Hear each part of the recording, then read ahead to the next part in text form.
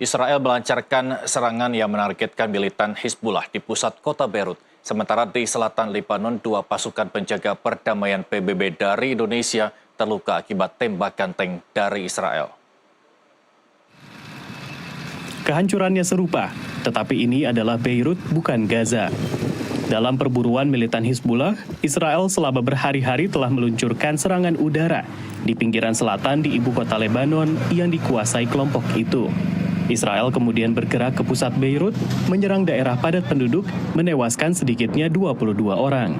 Eskalasi ini menandai babak baru dalam 1 tahun bentrokan antara Hizbullah dan Israel, yang dimulai di sepanjang perbatasan, tetapi sekarang telah menyebar lebih dalam ke Lebanon. Far too many people are paying an unimaginable price with over 2,000 killed, many more wounded, and hundreds of thousands displaced. Pemerintahan Biden mengatakan sedang berupaya menuju gencatan senjata.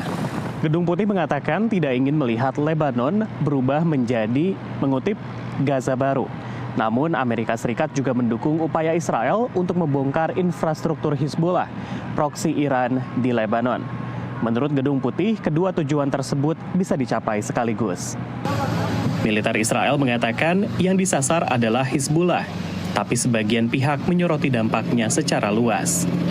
It's all well and good for the Biden administration to say that they want to give Israel that space to attack Hezbollah and degrade its capability. But the problem is that also means an open-ended war against Lebanon, an open-ended war that has been harming a tremendous number of Lebanese civilians, and that's displaced now 1 million people in Lebanon. That's almost a quarter of the population. Serangan juga melukai tentara anggota misi pemeliharaan perdamaian PBB di Lebanon Selatan. Soldiers that were wounded were Indonesian.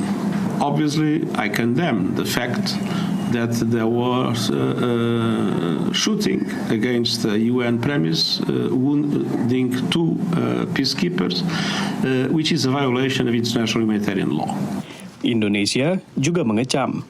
The IDF's indiscriminate attacks against UNIFIL, which wounded 2 of our peacekeepers, clearly demonstrates how Israel positioned itself above international law, above impunity, and above our shared values of peace.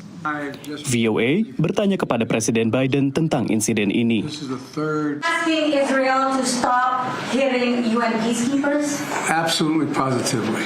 Presiden Joe Biden juga telah mendesak Israel untuk tidak menyerang situs minyak Iran. Di tengah kekhawatiran negara-negara Teluk bahwa fasilitas minyak mereka sendiri bisa mendapat serangan dari proksi Teheran.